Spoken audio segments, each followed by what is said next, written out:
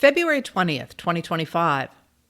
On Monday, James Marriott of The Times, published in London, noted that the very stability and comfort of the post-World War II liberal order has permitted the seeds of its own destruction to flourish.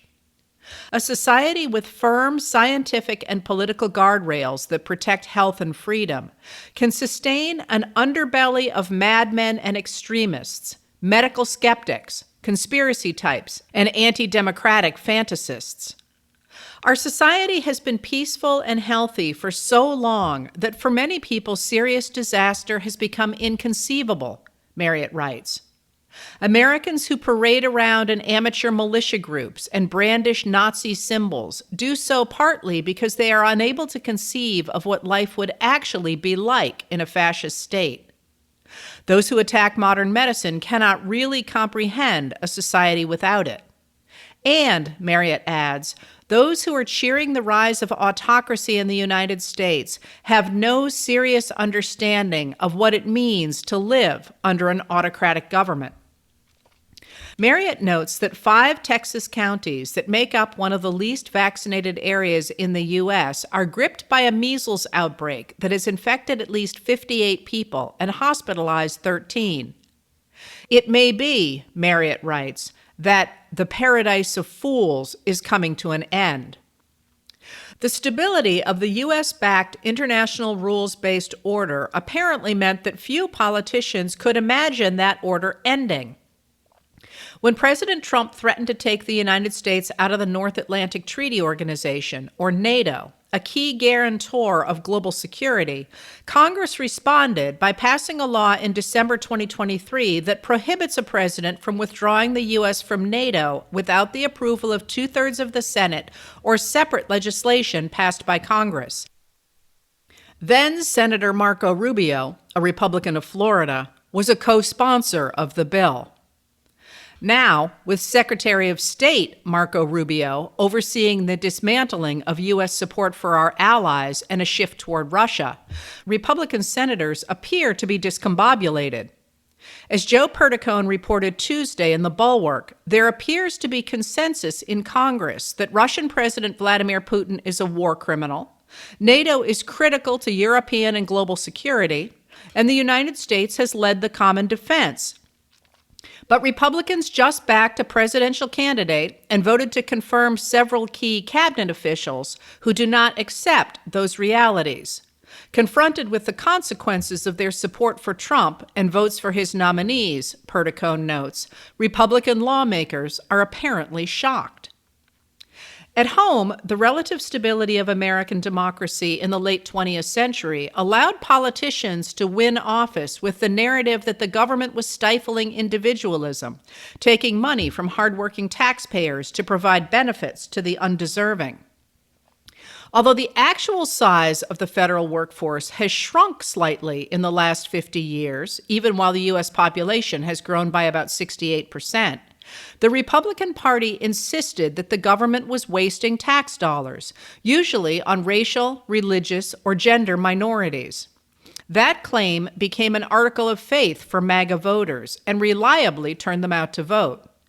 Now, political scientist Adam Bonica's research shows that the firings at the Department of Government Efficiency are a direct push to weaken federal agencies perceived as left-leaning. But the Trump administration's massive and random cuts to the federal workforce are revealing that the narrative of government waste does not line up with reality. According to Linda F. Hersey of Stars and Stripes, about 1/3 of all federal workers are veterans, while veterans make up only about 5% of the civilian workforce. In fiscal year 2023, about 25% of the federal government's new hires were veterans, and they have been hard hit by the firings that cut people who were in their first year or two of service. Let's call this what it is. It's a middle finger to our heroes and their lives of service, said Senator Tammy Duckworth, a Democrat of Illinois, who sits on the Senate Veterans Affairs and Armed Services Committees and is herself a disabled veteran.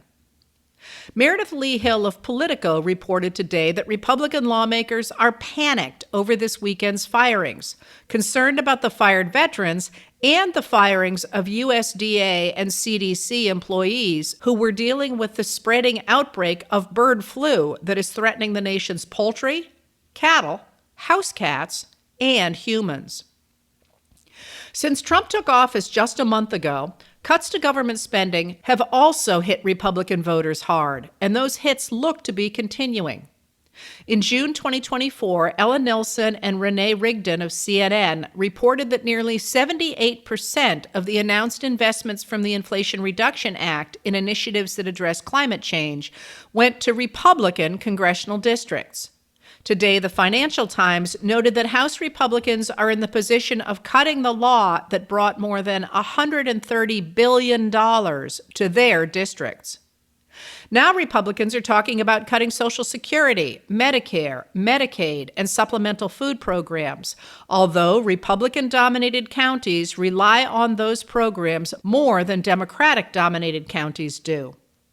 Yesterday, on the Fox News channel, Trump's Commerce Secretary Howard Lutnick praised the Department of Government Efficiency because it was going to cut $1 trillion of waste, fraud, and abuse.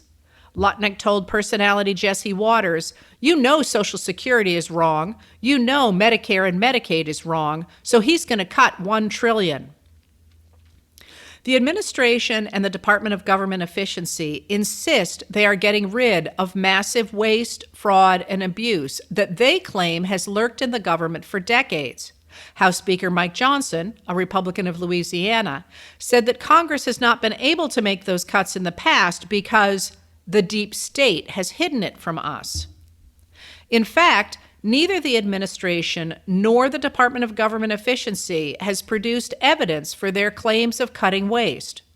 Instead, fact-checkers have pointed out so many errors and exaggerations in their claims that observers are questioning what they're really doing. Former Maryland Governor Martin O'Malley, who ran the Social Security Administration under Biden, told Jane C. Tim of NBC News, "There's unelected people that are being given powers to go through and rummage through our personal data for reasons that nobody can quite figure out yet. It's not for efficiency." Indeed, federal government spending since Trump took office is actually higher than it's been in recent years. Finally, it appears that the strength and stability of American democracy have also meant that lawmakers somehow cannot really believe that the U.S. is falling into authoritarianism. Today, in a 51-49 vote, all but 2 Republican senators voted to confirm Kash Patel as director of the Federal Bureau of Investigation. Senators Susan Collins, a Republican of Maine, and Lisa Murkowski, a Republican of Alaska, voted with all the Democrats and independents to oppose Patel's confirmation. In a 2023 book, Patel published a list of more than 50 current or former U.S. officials that he claims are members of the deep state and are a dangerous threat to democracy. Opponents worry he will use the FBI to target those and other people he thinks are insufficiently loyal to Trump. The reason Americans created the government that the Trump administration is now dismantling was that in the 1930s, they knew very well the dangers of authoritarianism. On February 20th, 1939, in honor of President George Washington's birthday, Nazis held a rally at New York City's Madison Square Garden. More than 20,000 people showed up for the True Americanism event, which was held on a stage that featured a huge portrait of Washington in his Continental Army uniform, flanked by swastikas. Just 2 years later, Americans went to war against fascism. Over the next century, they worked to build a liberal order, one that had strong, scientific, and political guardrails. Letters from an American was written and read by Heather Cox Richardson. It was produced at Soundscape Productions, Dedham, Massachusetts. Recorded with music composed by Michael Moss.